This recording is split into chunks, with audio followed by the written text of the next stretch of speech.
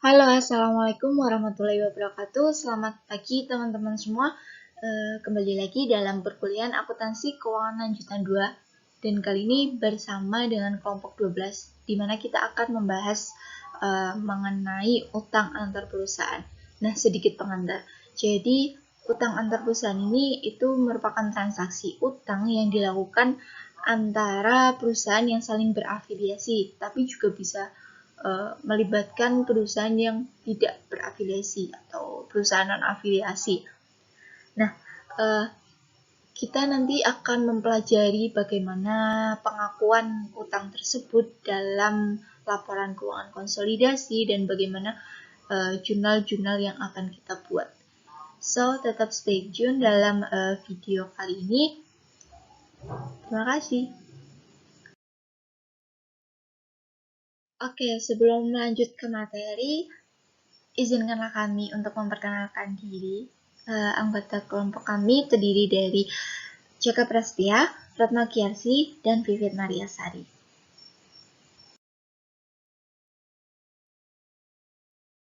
Nah, dalam bab ini ada 3 subbab yang akan kita pelajari, yaitu yang pertama ada tinjauan umum konsolidasi, lalu yang kedua ada penjualan obligasi langsung ke afiliasi, dan yang terakhir adalah obligasi afiliasi dibeli dari non-afiliasi. Kita akan bahas satu-satu berikut ini. Baik, pembahasan yang pertama yaitu terkait dengan tinjauan umum konsolidasi. Teman-teman bisa melihat pada gambar yang ada di slide PowerPoint. Di situ kita dapat mengetahui bahwa transfer utang antar perusahaan ini terbagi menjadi 2 jenis, yaitu yang pertama transfer utang langsung antar perusahaan dan yang kedua yaitu transfer utang tidak langsung antar perusahaan. Di mana yang pertama yaitu transfer utang langsung antar perusahaan merupakan suatu aktivitas yang melibatkan pinjaman dari satu afiliasi ke afiliasi lain tanpa keterlibatan pihak lain. Contohnya seperti apa? Contohnya pada transfer utang langsung antar perusahaan ini adalah piutang atau utang usaha yang timbul karena penjualan kredit dari persediaan anak perusahaan dan penerbitan wesel bayar dari satu afiliasi ke afiliasi lain untuk peminjaman dana operasi. Kemudian jenis transfer utang antar perusahaan yang kedua yaitu transfer utang tidak langsung antar perusahaan, di mana transfer ini melibatkan pengeluaran utang ke pihak yang tidak berelasi atas instrumen utang oleh afiliasi penerbit. Contohnya adalah PT Anak meminjam dana dengan mengeluarkan instrumen utang, misal wesel utang atau obligasi ke PT non-afiliasi. Instrumen utang tersebut kemudian dibeli oleh induk perusahaan PT Anak, PT induk dari PT non-afiliasi. Oleh karena itu, PT induk mengakuisisi utang PT Anak secara tidak langsung melalui perusahaan non-afiliasi. Perlu teman-teman ketahui bahwa nantinya semua saldo akun yang timbul dari pinjaman anak perusahaan harus dieliminasi dalam penyusunan laporan keuangan konsolidasian. Laporan keuangan konsolidasian menggambarkan entitas konsolidasi sebagai perusahaan tunggal. Slide berikutnya yaitu terkait dengan penjualan obligasi langsung ke afiliasi, di mana pada saat perusahaan menjual obligasi langsung ke afiliasi, semua pengaruh dari utang antar perusahaan harus dieliminasi dalam penyusunan laporan keuangan konsolidasian. Suatu perusahaan tidak dapat melaporkan investasi pada obligasi milik sendiri atau utang obligasi ke diri sendiri. Oleh karena itu, jika entitas konsolidasi dipandang sebagai perusahaan tunggal, maka semua jumlah yang terkait dengan utang antar perusahaan harus dieliminasi, termasuk investasi pada obligasi, utang obligasi, premi atau diskonto belum diamortisasi, pendapatan atau beban bunga dari obligasi, dan setiap piutang dan utang bunga yang masih harus dibayar. Nah, terkait dengan penjualan obligasi langsung ke afiliasi ini, ada 2 transfer, di mana yang pertama transfer pada nilai nominal, di mana pada saat suatu wesel atau obligasi dijual secara langsung ke afiliasi pada nilai nominal, ayat jurnal yang dicatat oleh investor dan penerbitan harus merupakan kebalikan satu sama lain. Wesel atau obligasi harus dicatat pada nilai wajarnya pada tanggal penerbitan, yang berarti pertimbangan diberikan untuk utang wesel atau obligasi milik perseroan. Setelah tanggal penerbitan, kemudian valuasi harus mengikuti PSAK nomor 55 revisi 2012 tentang instrumen keuangan, pengakuan, dan pengukuran. Dalam penyusunan laporan keuangan konsolidasian pada periode tertentu atau periode berjalan diberlakukan 2 ayat jurnal eliminasi dalam kertas kerja konsolidasi untuk menghilangkan pengaruh utang antar perusahaan. Yang pertama yaitu jurnal mengenai untuk mengeliminasi kepemilikan obligasi antar perusahaan. Jurnalnya yaitu utang obligasi di sisi debit dan investasi pada obligasi PT Anak di sisi kredit. Kemudian untuk jurnal yang kedua yaitu untuk mengeliminasi bunga antar perusahaan. Jurnalnya yaitu pendapatan bunga di sisi debit dan beban bunga di sisi kredit. Yang perlu diingat oleh kita bahwa ayat jurnal tersebut tidak mempunyai pengaruh terhadap laba bersih konsolidasi karena ayat jurnal tersebut mengurangi pendapatan bunga dan beban bunga sebesar jumlah yang sama. Ayat jurnal eliminasi kedua ayat jurnal eliminasi tersebut diperlukan pada setiap akhir periode selama masih terdapat utang antar perusahaan. Jika telah diperoleh bunga obligasi pada akhir periode, maka bunga tersebut juga harus dieliminasi. Model transfer yang kedua yaitu transfer dengan diskonto atau premium, di mana obligasi akan dijual dengan diskonto atau premium ketika tingkat bunga kupon atau nominal berbeda dengan tingkat pengembalian yang diharapkan oleh pemberi pinjaman. Dalam kasus seperti ini, jumlah pendapatan atau beban bunga obligasi yang dicatat tidak lagi sama dengan pembayaran bunga tunai. Pendapatan dan beban bunga disesuaikan dengan amortisasi, diskonto, atau premium. Dalam hal ini, kreditur dan debitur akan mencatat ayat jurnal terkait transfer dengan diskonto atau premium ini. Yang pertama yaitu ayat jurnal oleh debitur. Catatan ayat jurnal yang pertama yaitu terkait dengan pengeluaran obligasi ke PT Induk. Jurnalnya yaitu kas di debit dan utang obligasi di kredit. Kemudian terkait dengan membayar bunga semesteran, debitur juga akan membuat jurnal. Jurnalnya yaitu beban bunga di debit dan utang obligasi di kredit dan kas di kredit. Kemudian terkait dengan beban bunga yang masih harus dibayar pada akhir tahun, debitur juga mencatat jurnalnya yaitu beban bunga di debit, utang obligasi di kredit, dan utang bunga di kredit. Berikutnya yaitu terkait dengan ayat jurnal yang dicatat oleh kreditur. Jurnal yang pertama yaitu terkait dengan pembelian obligasi dari PT Anak. Kreditur akan mencatat menjurnal investasi pada obligasi PT Anak di debit dan kas di kredit. Berikutnya yaitu terkait dengan menerima bunga dari investasi obligasi, maka kreditur akan mencatat kas di debit, investasi pada obligasi PT Anak di debit, dan pendapatan bunga di kredit. Kemudian yang terakhir yaitu terkait dengan pendapatan bunga yang akan diterima pada akhir tahun, kreditur akan mencatat jurnalnya yaitu piutang bunga di debit, investasi pada obligasi PT Anak di debit, dan pendapatan bunga di kredit. Berikutnya yaitu ayat jurnal eliminasi pada akhir tahun dalam transfer dengan diskonto atau premium. Perlu kita pahami bahwa semua saldo akun yang terkait dengan kepemilikan obligasi anak perusahaan harus dieliminasi dalam penyusunan laporan keuangan konsolidasian. Nah, di sini di slide PowerPoint tersebut kita mencatat beberapa ayat jurnal eliminasi yang harus dicatat pada akhir tahun, yaitu yang pertama terkait dengan mengeliminasi kepemilikan obligasi antar perusahaan. Jurnalnya yaitu utang obligasi di debit, investasi pada obligasi PT Anak di kredit. Jurnal yang kedua yaitu terkait dengan mengeliminasi bunga antar perusahaan, di mana jurnalnya yaitu pendapatan bunga di debit dan beban bunga di kredit. Jurnal yang ketiga yaitu terkait dengan mengeliminasi piutang bunga antar perusahaan.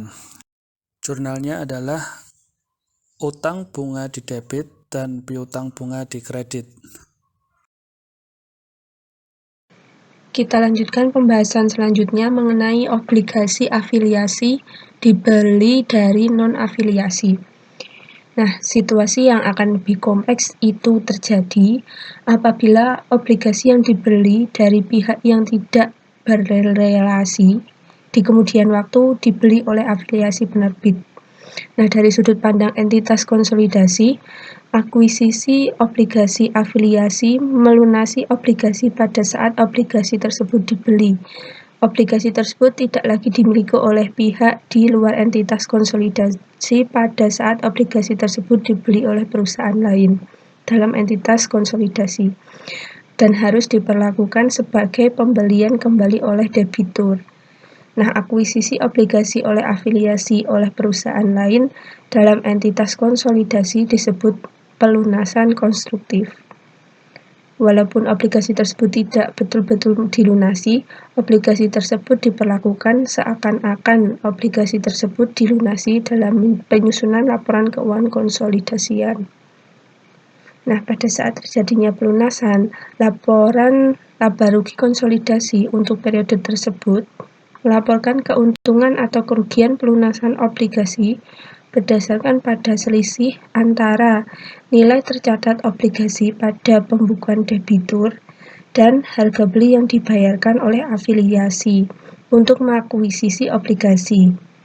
Nah, baik utang obligasi maupun investasi obligasi tidak dilaporkan dalam laporan posisi keuangan konsolidasian karena obligasi tersebut tidak lagi dianggap beredar.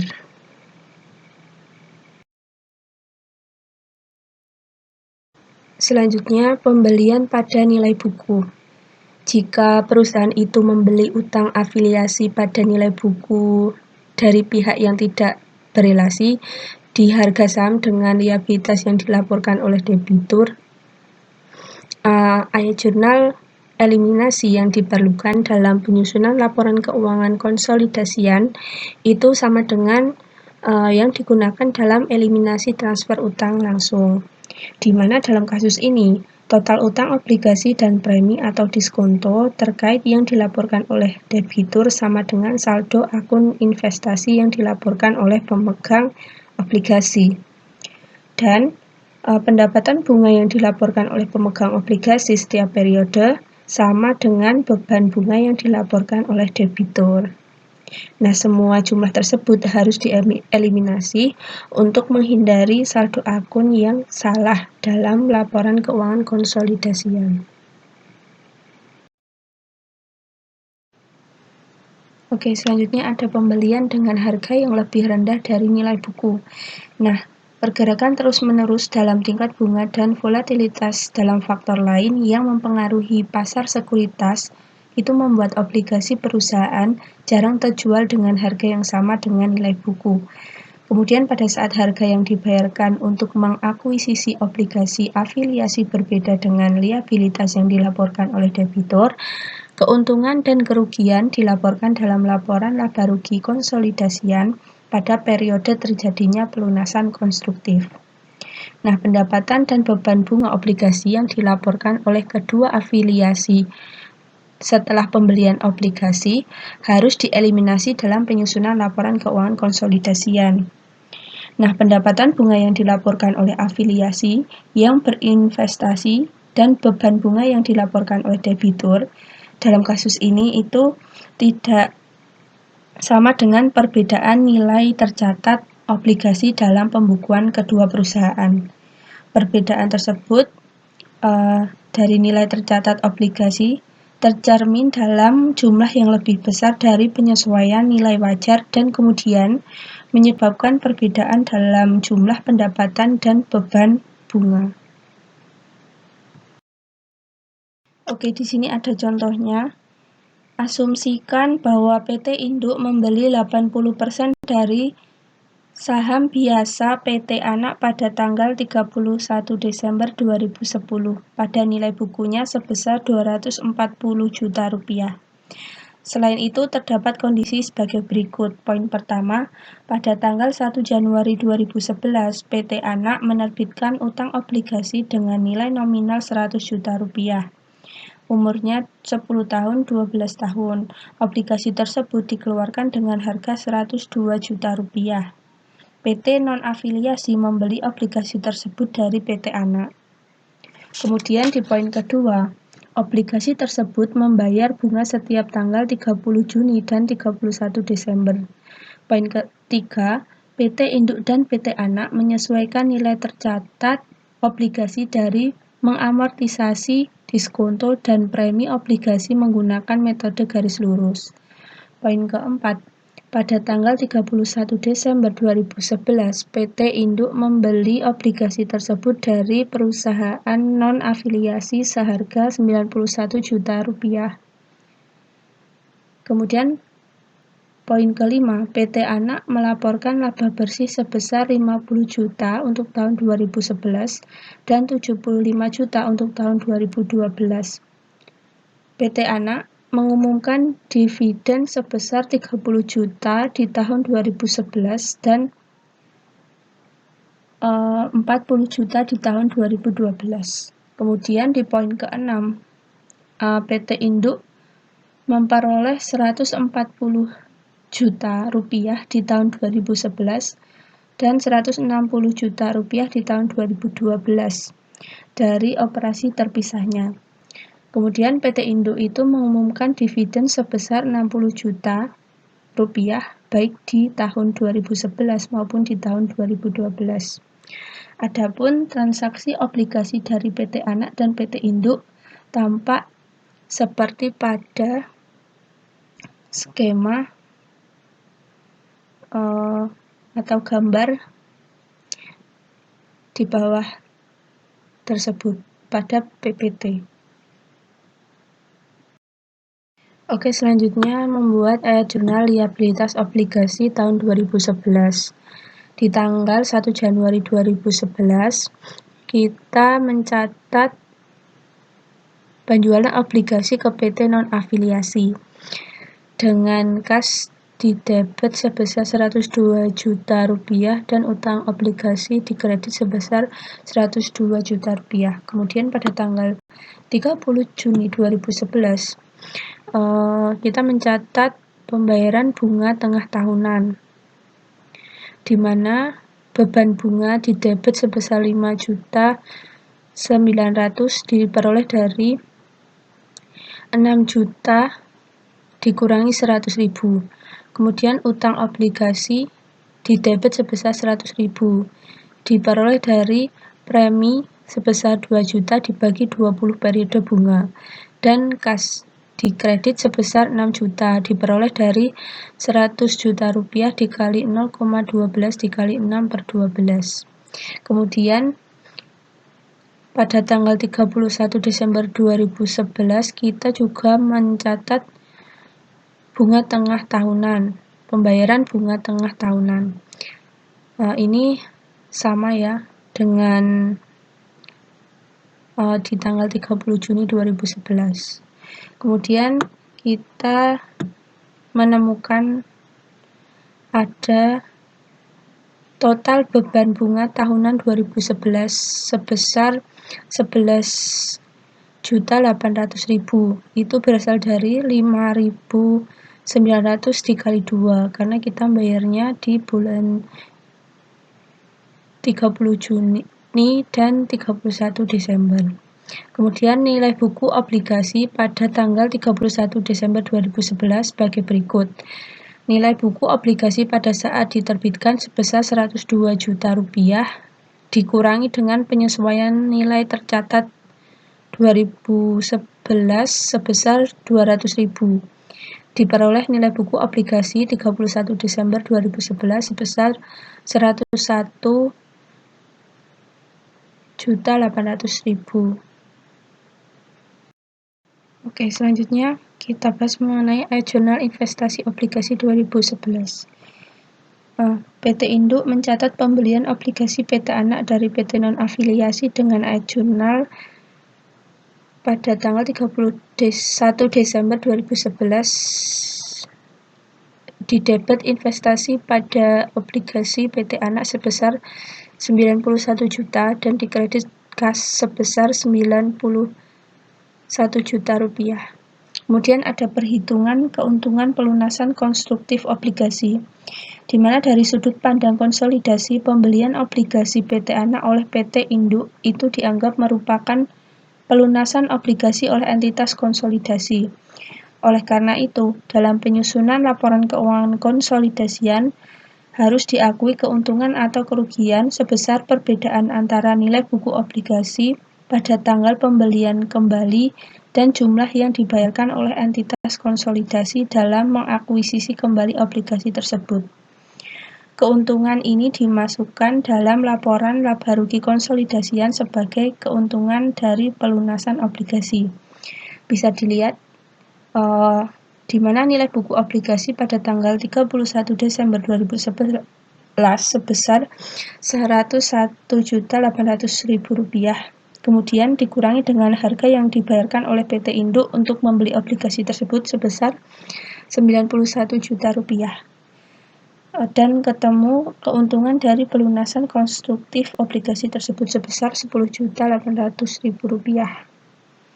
Kemudian di sini ada alokasi keuntungan pelunasan konstruktif. Nah, terdapat 4 pendekatan yang digunakan dalam praktik untuk mengalokasikan keuntungan atau kerugian dari pelunasan konstruktif obligasi afiliasi kepada pemegang saham dari perusahaan-perusahaan. Yaitu yang pertama untuk afiliasi yang menerbitkan obligasi, yang kedua untuk afiliasi yang membeli obligasi, yang ketiga untuk induk perusahaan, dan yang keempat untuk perusahaan yang menerbitkan dan membeli obligasi berdasarkan selisih antara nilai tercatat obligasi di pembukuan mereka pada tanggal pembelian dan nilai nominal obligasi tersebut. Oke, selanjutnya ada ayat jurnal metode ekuitas dasar 2011. Selain mencatat investasi obligasi dengan ayat jurnal 18, PT Induk mencatat ayat jurnal metode ekuitas dasar berikut selama tahun 2011 untuk mencatat investasinya di saham PT Anak. Ada mencatat dividen dari PT Anak. Dividennya tadi yang PT Anak 30 juta dikali 0,80, di mana didebet kas sebesar 24 juta dan dikredit investasi pada saham PT Anak sebesar 24 juta. Ayat jurnal kedua untuk mencatat pendapatan metode ekuitas 50 juta tadi yang diperoleh dikali 0,80, di mana di debit investasi pada saham PT Anak sebesar 40 juta dan dikredit pendapatan dari anak perusahaan sebesar 40 juta. Oke, selanjutnya ada kertas kerja konsolidasi 2011. Bisa dilihat di PPT atau mau lebih jelas lagi, teman-teman bisa buka buku halaman 394. Nah, kertas kerja konsolidasian ini tanggal 31 Desember 2011 untuk menyusun laporan keuangan konsolidasian PT Induk dan PT Anak. Kemudian terdapat 4 ayat jurnal eliminasi di poin 21, 22, 23, dan 24. 21 itu mengeliminasi pendapatan dari anak perusahaan, 22 mengalokasikan laba ke kepentingan non-pengendali, yang 23 mengeliminasi saldo investasi awal, dan yang 24 mengeliminasi kepemilikan obligasi antar perusahaan. Nanti lebih jelasnya akan dibahas di slide selanjutnya. Selanjutnya kita bahas ayat jurnal eliminasi yang terdapat pada kertas kerja konsolidasi tanggal 31 Desember 2011. Tadi kan ada 4. Di poin 21 itu ayat jurnal untuk mengeliminasi pendapatan dari anak perusahaan, di mana pendapatan dari anak perusahaan didebit sebesar 40 juta rupiah, dikredit dividen diumumkan sebesar 24 juta rupiah, dikredit investasi pada saham PT Anak sebesar 16 juta rupiah. Kemudian di poin 22, ayat jurnal untuk mengalokasikan laba ke kepentingan non-pengendali, di mana pendapatan untuk kepentingan non-pengendali didebit sebesar 12.160.000 rupiah. Itu berasal dari laba bersih PT Anak tadi 50 juta rupiah, ditambah dengan keuntungan dari pelunasan konstruktif obligasi sebesar 10.800.000 rupiah. Hasilnya laba bersih direalisasi PT Anak sebesar 60.800.000 rupiah. Kemudian dikalikan dengan bagian pemegang saham non pengendali sebesar 0,20. Maka hasilnya bagian laba kepentingan non pengendali sebesar 12.160.000 rupiah. Kemudian dikredit dividen diumumkan sebesar 6 juta rupiah dan dikredit kepentingan non pengendali sebesar 6.100.000 rupiah. Kemudian di poin 3 itu mencatat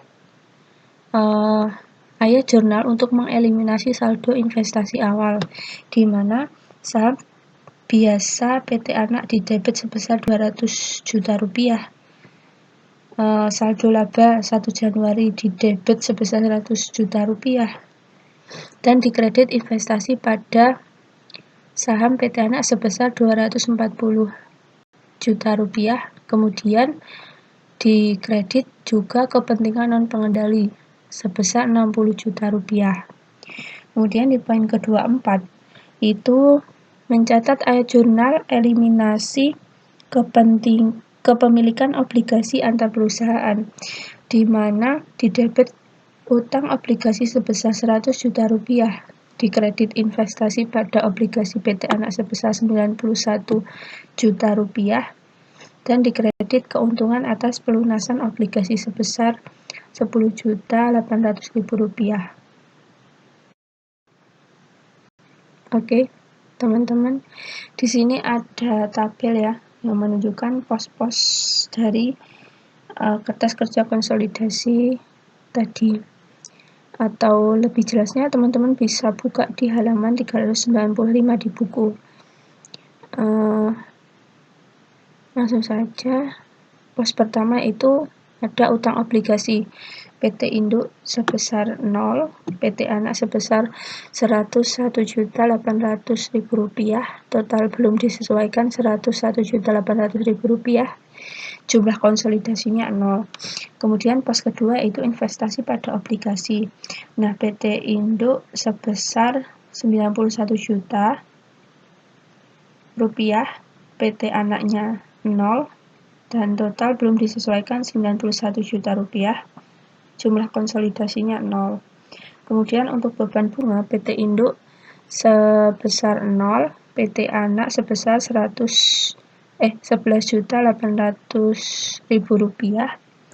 Itu karena PT Induk membeli obligasi tersebut pada akhir tahun, sehingga tidak ada pendapatan bunga yang diakui oleh PT Anak sampai tahun 2012. Sehingga beban bunga sebesar 11.800.000 rupiah tersebut berasal dari 12 juta dikurangi 200.000 rupiah yang dicatat oleh PT Induk juga merupakan beban bunga konsolidasi karena obligasi masih dimiliki oleh pihak yang tidak berelasi sepanjang tahun 2011. Kemudian sehingga total belum disesuaikan sebesar 11.800.000 rupiah. Kemudian jumlah konsolidasi sebesar 11.800.000 rupiah. Kemudian pos selanjutnya ada pendapatan bunga. PT induknya 0, PT anaknya 0, total belum disesuaikannya 0, dan jumlah konsolidasinya 0. Kemudian untuk keuntungan dari pelunasan obligasi, PT induknya 0, PT anaknya 0, total belum disesuaikannya 0, dan jumlah konsolidasian sebesar Rp10.800.000. Oke, selanjutnya kita bahas laba bersih konsolidasi tahun 2011 tadi dari kertas kerja konsolidasi yang kita bahas tadi. Hasilnya itu laba bersih sebesar Rp188.640.000. Asalnya dari laba operasi terpisah PT Induk sebesar Rp140 juta ditambah laba bersih PT Anak sebesar Rp50 juta ditambah keuntungan dari pelunasan konstruktif obligasi sebesar Rp10.800.000, diperoleh hasil laba direalisasi PT Anak sebesar Rp200.800.000.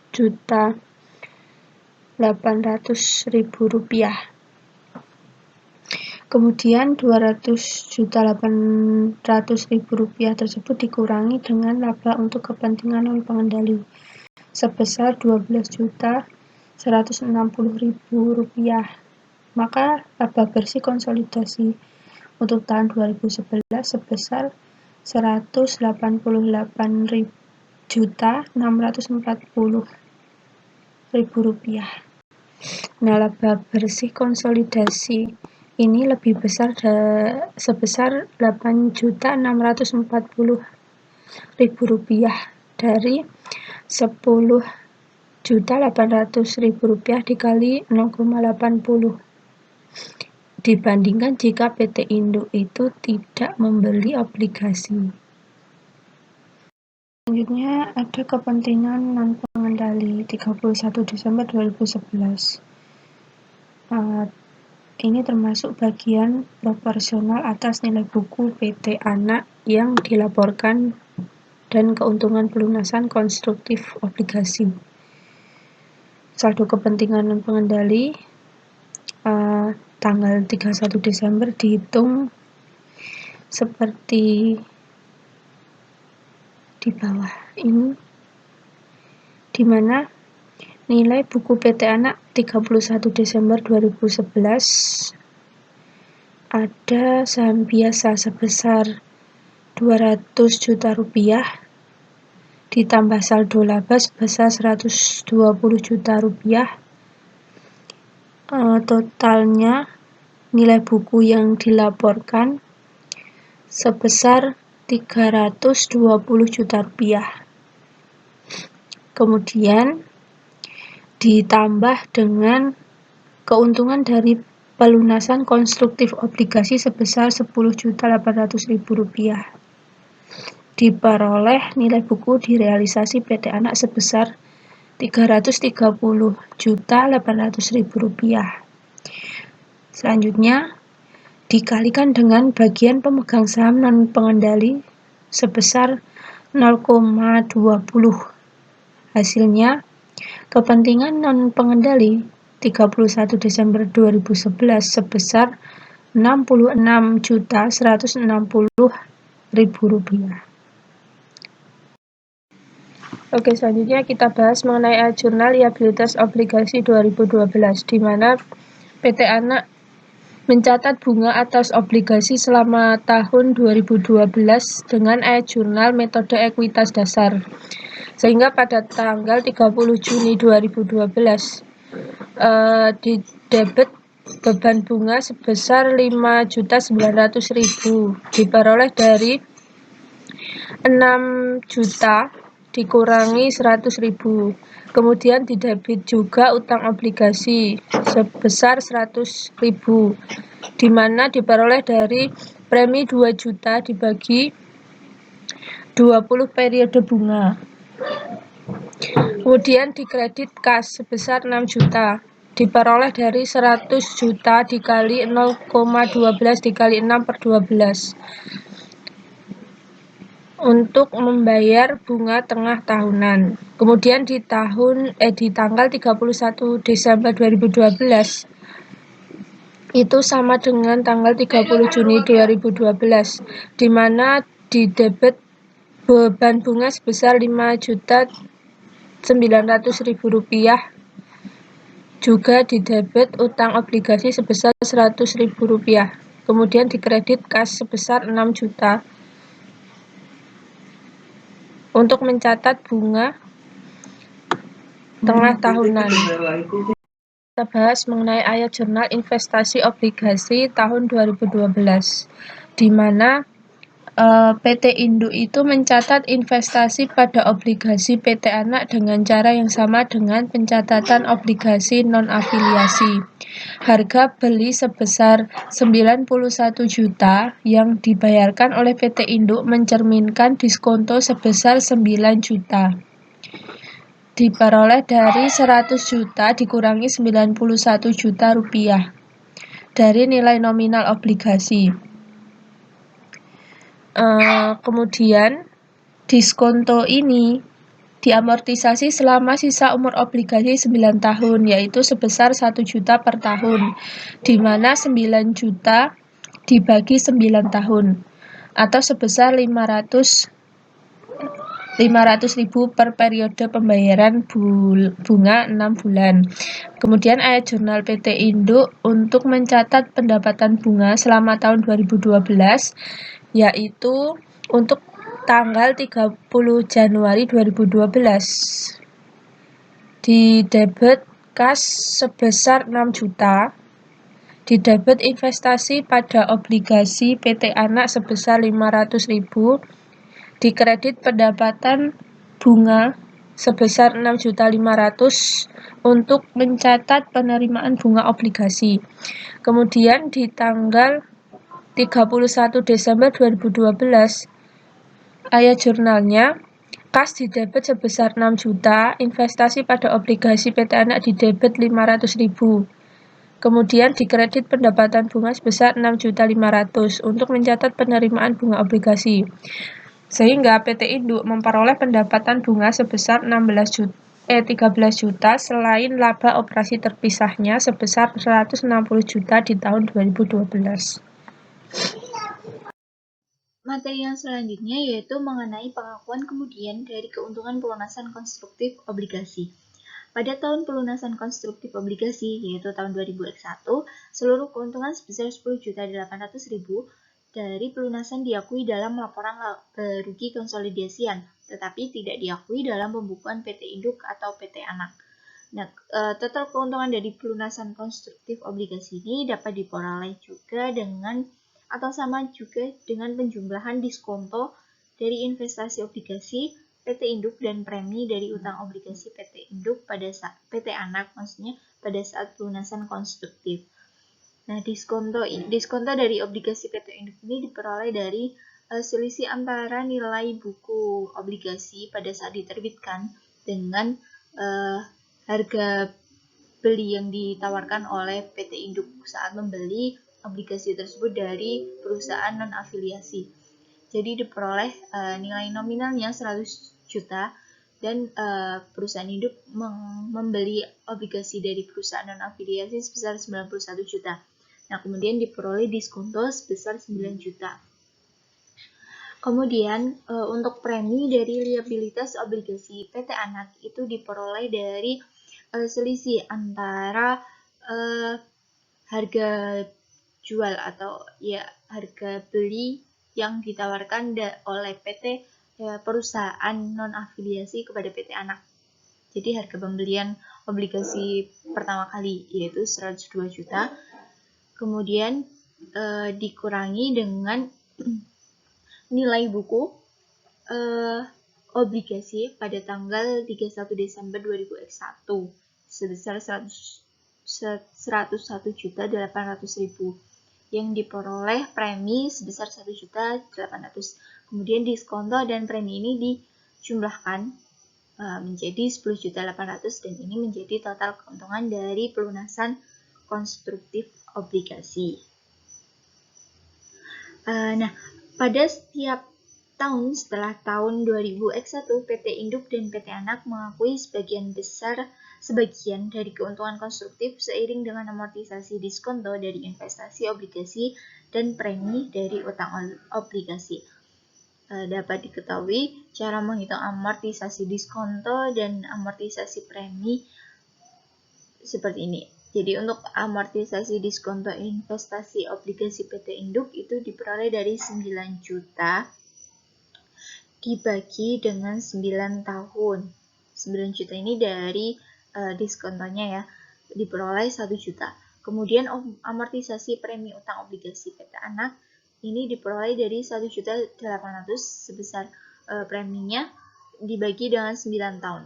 Nah, 9 tahun ini kan obligasi itu nilai atau jangka waktunya adalah 10 tahun. Kita kan udah melampaui atau sudah melalui tahun 2000X1. Nah, sekarang kan udah di akhir, jadi jangka waktu obligasinya tinggal 9 tahun. Amortisasi preminya diperoleh 200.000. Nah, kemudian menghasilkan peningkatan tahunan dalam laba gabungan perusahaan yang terpisah sebesar 1.200.000. Nah, oleh karena itu, keuntungan pelunasan konstruktif obligasi sebesar 10.800.000 yang sebelumnya diakui dalam laporan laba rugi konsolidasian diakui dalam pembukuan PT Anak dan Induk sebesar 1.200.000 setiap tahunnya. Selama 9 tahun sisa umur obligasi, PT Induk dan PT Anak akan mengakui seluruh keuntungan sebesar 10.800.000. Jadi 1.200.000 ini dikalikan 9 tahun akan menghasilkan 10.800.000. Atas dasar transaksi tersebut, kemudian kita akan membuat IR jurnal metode ekuitas dasar yang dibuat oleh PT Induk. Jadi PT Induk akan membuat 2 jurnal. Yang pertama mencatat dividen dari PT Anak dan mencatat pendapatan metode ekuitas. Untuk mencatat dividen, mendapat kas dengan investasi pada saham PT Anak sebesar 32 juta yang diperoleh dari 40 juta itu dari nilai dividen dikalikan dengan 0,80% atau 0,80. Terus kemudian untuk mencatat pendapatan metode ekuitas itu mendebit investasi pada saham PT Anak dengan pendapatan dari anak perusahaan sebesar 60 juta dan diperoleh dari 75 juta dikalikan dengan 0,80. Nah, kemudian kita akan mendapatkan akun investasi pada tahun 2000X2 sebagai seperti terlihat pada gambar. Nah, biaya perolehan awalnya itu sebesar 240 juta. Kemudian tahun accrual ekuitas tahun 2000X1 yaitu sebesar 40 juta yang diperoleh dari 50 juta dikalikan dengan 0,80. Kemudian saldo pada tanggal 31 Desember 2000X1 sebesar 256 juta. Nah, untuk accrual ekuitas tahun 2000X2 yaitu sebesar 60 juta. Ini diperoleh dari perhitungan tadi 75 kali 0,80. Terus kemudian menghasilkan saldo 31 Desember 2000X1 sebesar 284 juta rupiah. Nah, kemudian untuk dividen tahun 2000X1 itu ada 30 juta dikali 0,80 sebesar 24 juta. Dan kemudian dividen tahun 2000X2 yaitu 32 juta. Selain jurnal yang telah disebutkan di atas, kita juga menyusun kertas kerja konsolidasi pada tanggal 31 Desember 2000X2 seperti pada terlihat di PPT. Yang pertama yaitu jurnal untuk mengeliminasi pendapatan dari anak perusahaan, yaitu dengan mendapat pendapatan dari anak perusahaan dengan mengkreditkan dividen diumumkan dan investasi pada saham PT Anak.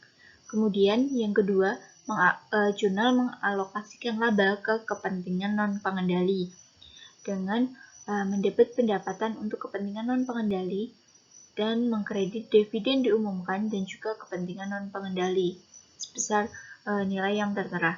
Terus untuk ayat jurnal yang ketiga yaitu eliminasi saldo investasi awal, yaitu dengan mendebit saham biasa PT Anak di debit, kemudian saldo laba 1 Januari di debit, kemudian dengan mengkredit investasi pada saham PT Anak dan juga kepentingan non-pengendali. Dan jurnal yang terakhir yaitu jurnal eliminasi kepemilikan obligasi antar perusahaan dengan menjurnal debit utang obligasi dan pendapatan bunga, kemudian mengkredit investasi pada obligasi PT Anak dan beban bunga serta saldo laba 1 Januari dan juga kepentingan non-pengendali. Untuk perhitungannya bisa dilihat dalam PPT juga. Kita juga bisa membuat kertas kerja konsolidasi seperti tertera pada PPT ya. Jurnal-jurnal yang telah kita buat nanti di posting ke dalam kertas kerja konsolidasi ini sesuai dengan masing-masing akun yang ada dalam jurnal eliminasi yang telah dibuat di atas. Untuk lebih jelasnya, teman-teman juga bisa membuka di halaman 399. Yang selanjutnya kita akan mencari laba bersih konsolidasi tahun 2000X2, di mana kita akan mencatat laba terpisah PT Induk maksud saya sebesar 173 juta. Kemudian ada bagian PT Induk ke atas laba PT Anak, yaitu yang terdiri dari laba bersih PT Anak, yaitu 75 juta. Kemudian dikurangi dengan amortisasi PT Induk atas diskonto dan amortisasi PT Anak atas premi obligasi, sehingga dihasilkan laba bersih terrealisasi PT Anak, yaitu sebesar 73.800.000.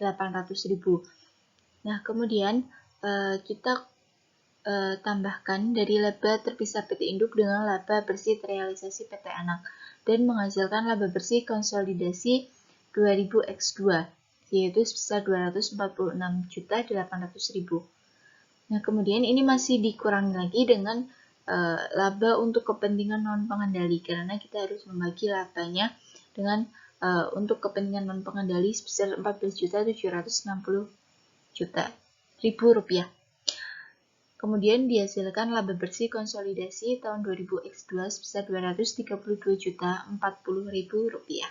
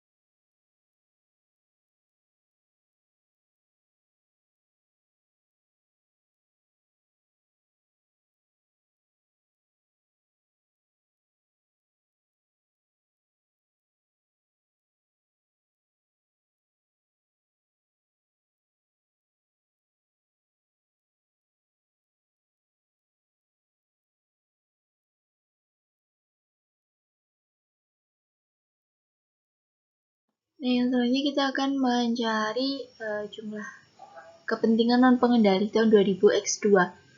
Nah, kita di sini ada nilai buku PT Anak 31 Desember 2000X2, di mana diperoleh dari saham biasa sebesar 200 juta ditambah dengan saldo laba sebesar 155 juta, yang kemudian dihasilkan total nilai buku yang dilaporkan sebesar 355 juta.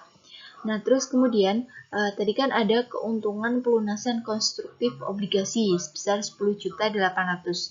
Nah, kemudian diselisihkan atau dikurangi dengan bagian yang diakui afiliasi pada tahun 2000X2 sebesar 1.200.000. Yang kemudian dihasilkan keuntungan konstruksi belum diakui afiliasi sebesar 9.600. Nah, kemudian kita jumlahkan total nilai buku yang dilaporkan 355 juta dengan keuntungan konstruksi belum diakui 9.600.000 menjadi nilai buku direalisasi PT Anak, yaitu sebesar 364.600.000. Nah, kita kalikan dengan persentase bagian pemegang saham non-pengendali, yaitu sebesar 20%, yang diperoleh sehingga diperoleh kepentingan non-pengendali 31 Desember 2000X2, yaitu sebesar Rp72.920.000. Nah, yang selanjutnya ini ada ayat jurnal eliminasi obligasi di tahun-tahun berikutnya. Pada dasarnya untuk ayat jurnal ini masih sama dengan ayat jurnal yang sebelumnya, yaitu dengan mendapat utang obligasi dan pendapatan bunga, kemudian mengkredit investasi pada obligasi PT Anak, beban bunga, saldo laba 1 Januari, dan kepentingan non-pengendali dengan nilai nominal tertera seperti di PPT, dan dari mana hasil perhitungan tersebut bisa dilihat juga di keterangan tersebut ya. Materi yang terakhir ini terkait pembelian obligasi dengan harga lebih tinggi dari nilai buku. Untuk lebih jelasnya kita mungkin langsung ke contohnya. Jadi di sini ada PT Anak yang menerbitkan obligasi dengan nilai nominal 100 juta, bunga 12% dengan jangka waktu 10 tahun. Ini diterbitkan pada tanggal 1 Januari 2001. Kemudian obligasi ini dibeli oleh perusahaan non-afiliasi. Artinya perusahaan ini nggak ada hubungannya dengan PT Anak. Sebesar harga atau sebesar nilai nominalnya. Nah, kemudian oleh perusahaan non-afiliasi ini pada tanggal 31 Desember 2000X1 dijual ke PT Induk yaitu PT yang berafiliasi dengan PT Anak ini dengan nilai nominal atau harga jualnya sebesar 104.500.000. Nah, dari sini kita bisa ketahui bahwa obligasi ini dijual atau dibeli oleh PT Induk harganya lebih tinggi dari nilai buku yang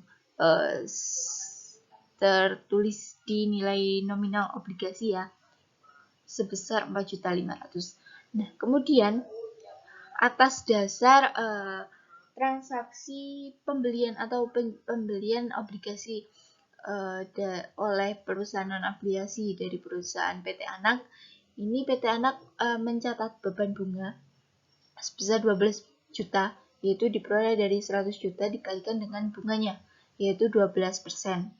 Nah, sedangkan atas transaksi pembelian obligasi oleh PT Induk dari perusahaan non-afiliasi, nantinya PT Induk akan mencatat pendapatan bunga yang diperoleh dari pembayaran bunga tunai tahunan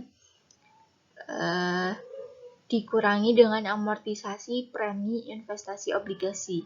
Pembayaran bunga tunai tahunan tadi kan 12 juta ya bunganya, terus kemudian dikurangi dengan amortisasi premi.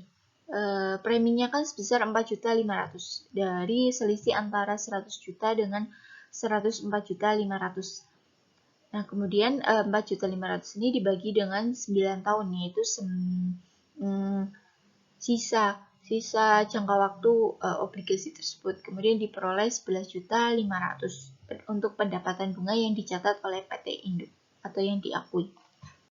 Nah, atas dasar transaksi yang terjadi seperti contoh yang di atas itu, kemudian kita membuat jurnal eliminasi. Yang pertama yaitu eliminasi kepemilikan obligasi yang terpesan. Ini dicatat oleh PT Induk. Jadi PT Induk mendebit utang obligasi,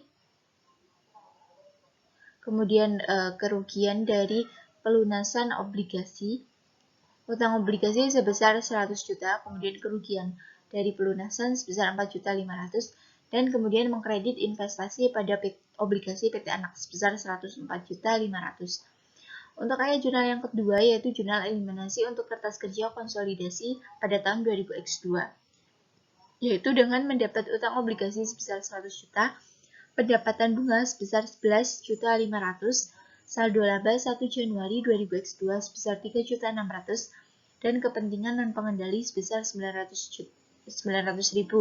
Kemudian dan mengkredit investasi pada obligasi PT Anak sebesar 104 juta dan beban bunga sebesar 12 juta rupiah. Nah, yang selanjutnya atau ayat jurnal yang terakhir yaitu ayat jurnal kertas konsolidasi pada tahun 2002.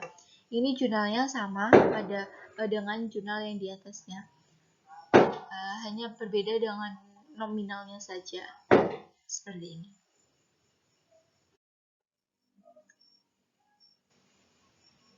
Nah, usai sudah pembahasan kita mengenai utang antar perusahaan kali ini.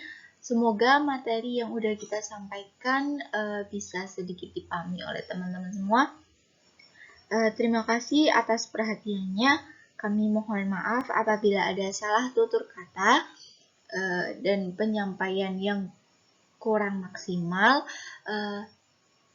Terima kasih sekali lagi. Wassalamualaikum warahmatullahi wabarakatuh.